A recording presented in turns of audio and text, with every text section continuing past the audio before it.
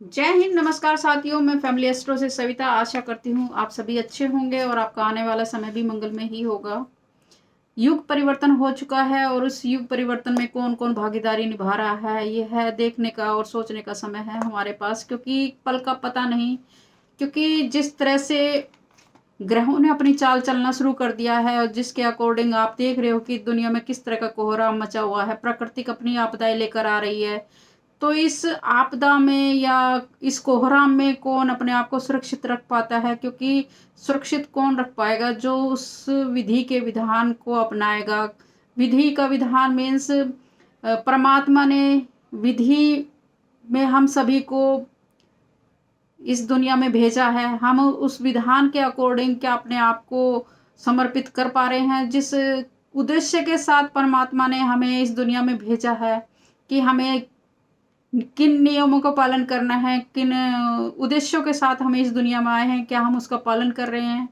क्योंकि जब श्री राम जी का जन्म हुआ था उस समय पर भी क्या वो लोग पहचान पाए थे कि ये भगवान श्री राम हैं? क्योंकि कुछ लोग ही उस समय पर पहचान पाए थे कि ये श्री राम जी हैं, भगवान हमारे हमारे घर पर पैदा हुए हैं। तो क्या कैकेयी जी को नहीं पता था? उन्होंने उसको क्यों नहीं अपनाया?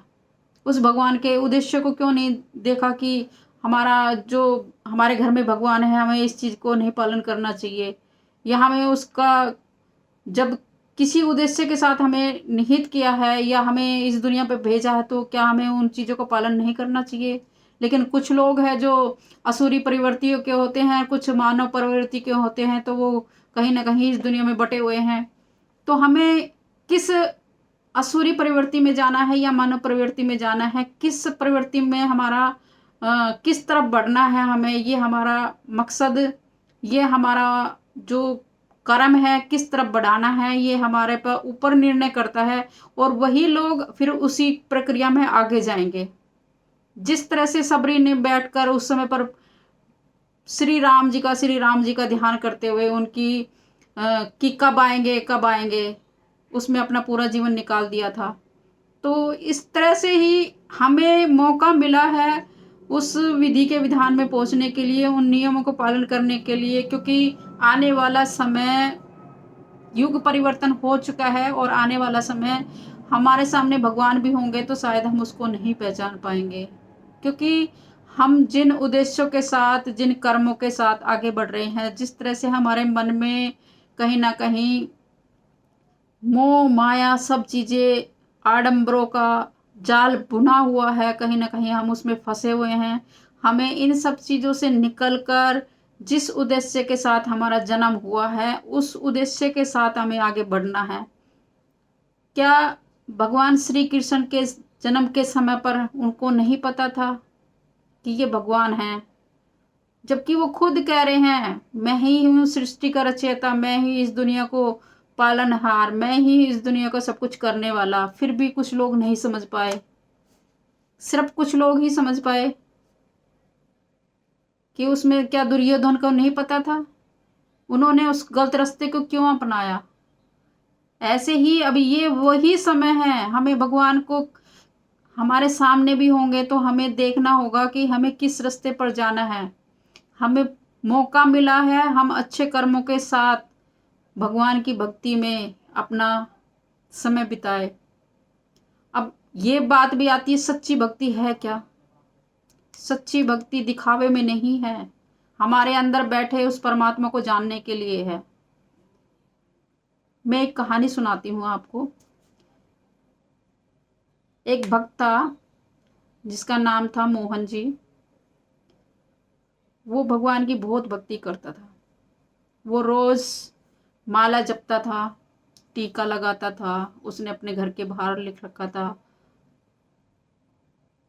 बहुत ही पवित्र और सच्ची भक्ति करने वाला। क्या हम लोगों को इस तरह के आडंबर रचने की जरूरत है? जब उसने वो डेली इस तरह से करता, अपनी रोज भक्ति करता, रोज माला फेरता, चार लोगों के बीच में बैठता तो भी अपना 15 मिनट अपनी भक्ति के लिए निकाल लेता और माला फेरने में लग जाता।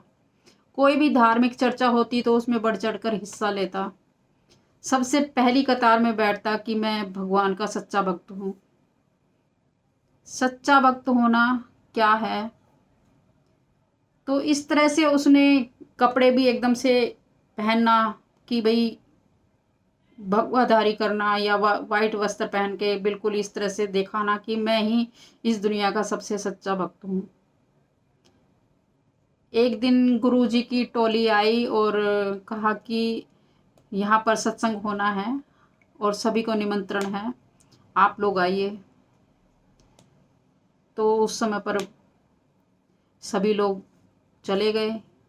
अब उसको लगा कि मैं तो बहुत सच्चा भक्त हूँ, भगवान जी आए हैं और गुरुजी मुझे बड़ी मेरी तारीफ करेंगे कि मैं तो बहुत बड़ा सच्चा भक्त हूँ, क्योंकि जिस तरह से उसके गांव में चर्चा थी, उसके दरवाजे पे भी लिखा होता सच्चा भक्त। तो गए, लेकिन लोग पहले से ही कतारों में बैठे हुए थे, उसका नंबर नहीं आया। तो उसने जगह बनाकर बीच की कतार में बैठा और देखा कि सीधी दृष्टि गुरुजी पर मेरी पड़ेगी, मैं उसको देख पाऊंगा या गुरुजी मुझे देख पाएंगे। तो इस तरह से उन्होंने आपस में बैठे। तो गुरुजी ने पूछा भक्ति क्या है? किसी ने बोला गुरुजी भक्ति तो माला जपने मंत्र जपने में है। फिर किसी ने बोला भक्ति तो सेवा भाव में है। फिर किसी ने बोला भक्ति तो हम मंदिर में जाते हैं, रोज पूजा अर्चना करते, ये हमारी भक्ति है।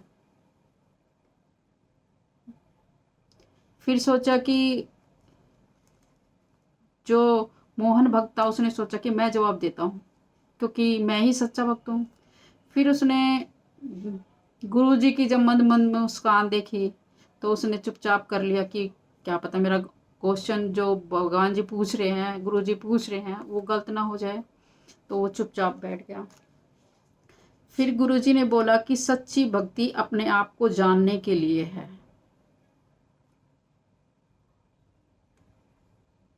हमारी भक्ति अंदर से अपने आप को जानने के लिए है, ना कि माला फेरने में, दिया बत्ती अगरबत्ती करने में। ठीक है, वो एक माध्यम है परमात्मा को जानने के लिए, लेकिन सच्ची भक्ति हमारी अपने आप को जानने के लिए हम क्या हैं, क्योंकि परमात्मा हमारे अंदर ही है। परमात्मा को जानना है, अपने अंदर झांकना है, क्योंकि हम अपने आप को जितना जानेंगे, क्योंकि अपने आप से बेहतर आप किसी को नहीं जान सकते, क्योंकि अपने आप को जानना ही सबसे बड़ी इंसान की, क्योंकि वो अपने आप को जानते हुए भी अनजान बनता है, क्योंकि उन सब चीज़ों की राहों पर चल पड़ा है कि वो अपने आप को जानना ही नहीं चाह रहा, क्योंकि वो अनजान है। दूसरी दुनिया में देख रहा है कि उसके घर पे क्या है, मेरा भी ऐसा ही होना चाहिए, उसके घर पे क्या है, मेरा भी ऐसा ही होना चाहिए, उसके पास ये गाड़ी है, मेरे उससे अच्छी होनी चाहिए, क्योंकि हम उन सभी भारी चीज़ों में भटके हुए हैं। मैं मंदिर जाता हूँ तो मैं उससे पहले मंदिर जाऊंगा, घंटी बजाऊंगा, मैं दिखाऊंगा, मैं अपना स्टेटस लगाऊंगा कि मैं भगवान की भक्ति सबसे ज़्यादा करता हूँ। मैं मंदिर जा रहा हूँ, मैं स्टेटस लगा रहा हूँ। क्या हमारी भक्ति ये है? हमारी भक्ति अपने आप को अंदर जानने के लिए है, सूक्ष्मता में पहुँचने के लिए है, कि हम जब इंसान उस भक्ति में लीन हो जाता है तो वो सिर्फ दिखावे में नहीं रह जाता। हमारी भक्ति है निस्वार्थ भाव से सेवा करने में। कोई गरीब है, हम उसकी सेवा कर रहे हैं निस्वार्थ भाव से, हमारा कोई उद्देश्य नहीं है, लेकिन हम उसकी सेवा कर रहे हैं, हम उसको सेवा भाव का समय दे रहे हैं, ये हमारी भक्ति है। परमात्मा सच्ची भक्ति ऐसे देखता है कि एक और कहानी है शिव जी भगवान के बारे में। एक भक्त था जो कि रोज जाता और उसके शिव जी के भगवान जी की आरती करता और उसको फूल अर्पित करता, जल चढ़ाता। और एक भक्त था, वो भगवान जी से बहुत गुस्से थे। वो जाते और दो चप्पल और उसके दहलीज पे मार के आते कि भगवान आपने मेरा बिल्कुल भी अच्छा नहीं किया, आप बहुत बेकार हो। वो बिना नागक के वो इस तरह की भक्ति उसके समर्पित था, और एक वो इस तरह की भक्ति कर रहा था कि वो दिया अगरबत्ती करके जाते। एक दिन बहुत ज़्यादा बारिश आ गई और जो दिया अगरबत्ती करने वाला जाता था तो वो सोचा कि आज तो बारिश आ रही है और भगवान जी पे गंगा जल तो वैसे ही बारिश से वैसे ही शिवलिंग पर जल अर्पित हो रहा है, मुझे जाने की ज़रूरत क्या है। क्योंकि वो थोड़ा घबरा भी गया, लेकिन उसके मन में गुस्सा था। जो व्यक्ति रोज चप्पल मार के आता था वहाँ पे, वो गया, चप्पल मार के आया और 2 गाली सुना के आया।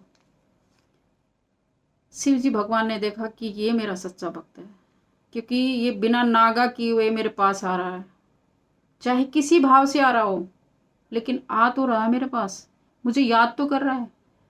उसने सिर्फ स्वार्थवश आया, एक एक जरा सी क्या मैंने विपत्ति दिखाई और वो बैठ गया घर पे। तो भक्ति हमारी बिना स्वार्थ के, चाहे हम किसी भी रूप में करें, लेकिन हमारा स्वार्थ उसमें निहित होना चाहिए कि भाई हम किसी स्वार्थ के साथ ना करें। हम कोई किसी की सेवा कर रहे हैं तो हमारा उसमें स्वार्थ नहीं होना चाहिए, हम बिना स्वार्थ के करें, चाहे हम किसी भी तरह की सेवा कर रहे हों। वही हमारी सच्ची भक्ति है। आज के समय में हम लोग दिखावे में ज़्यादा हो गए हैं। हमारा हर कर्म देखते हैं कि कोई हमें देख रहा है, हमारी वाहवाही करेगा, हमारी बड़ाई करेगा कि वह यार आप तो बहुत अच्छे हो, आप तो इतना अच्छा काम कर रहे हो। हमें उस चीज़ से ज़्यादा खुशी मिलती है। हमारी आत्मा क्या चाहती है उससे मनुष्य का जो उद्देश्य है उससे भ्रमित हो चुका है वो। तो हमें अपने असली उद्देश्य के साथ आगे बढ़ना है, क्योंकि ये जो युग स्थापित हो रहा है इसमें हमें उस उद्देश्य के साथ आगे बढ़ना है, सच्ची भक्ति के रूप में, ना कि दिखावे के रूप में।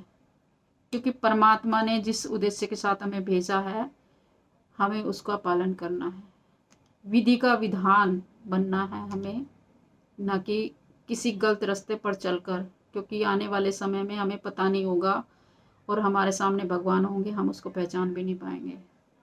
इसलिए आज से ही हम सबको लग जाना है उस विधि के विधान के लिए। क्योंकि जो प्राकृतिक ने हमें, आप देख रहे हो प्राकृतिक किस तरह से बदलाव लेके आ रही है, प्राकृतिक छीनती जा रही है, क्योंकि हम उस प्रकृति का कहीं ना कहीं अवहेलना कर रहे थे, हम उसके विरुद्ध जाकर काम कर रहे थे। क्योंकि युग परिवर्तन हो रहा है तो प्रकृति का उसमें अहम रोल है। कहीं भूकंप आएंगे, कहीं जल प्रलय आएगी, कहीं तब आंधी बारिश आएगी, जिससे आप देख रहे हो कि किस तरह से 10 से ज़्यादा लोगों की मृत्यु का आंकड़ा हर रोज आ रहा है। किस तरह से लोगों की मृत्यु हो रही है। अभी देखा आपने बिहार में लोगों की मृत्यु किस तरह से हो गई बिजली के लगने से, हेलीकॉप्टर क्रैश हो गया, या इस तरह से ना जाने कितनी घटनाएं हैं जो हम लोग, सिर्फ कुछ ही घटनाएं हम देख पाते हैं और कुछ घटनाओं को तो हम देख भी नहीं पा रहे। जिस तरह से महाभूकंप आया, कितने लोगों की वहाँ पे जानें चली गई म्यांमार में। तो इस तरह से प्रकृति अपने आप में बदलाव लेकर आ रही है हमें, क्योंकि इस दुनिया में हम विधि के विधान के अनुरूप ही चलेंगे तो ही इस दुनिया में आगे बढ़ पाएंगे, नहीं तो हम भी किसी हादसे का शिकार हो सकते हैं। तो इसलिए आशा करती हूँ आपको मेरी बात शायद थोड़ी बुरी लगी होगी, क्योंकि मैंने थोड़ी आज वैसी बातें कर दी हैं, लेकिन हैं कड़वी, लेकिन हैं सच्ची। तो इसलिए आशा करती हूँ आप अपने जीवन में बदलाव लेकर आएंगे, उस परमात्मा के लिए निस्वार्थ भाव से, बिना आडंबर के कुछ घंटे, कुछ मिनट, कुछ पल जरूर बिताएंगे। जय हिंद, जय नमस्कार।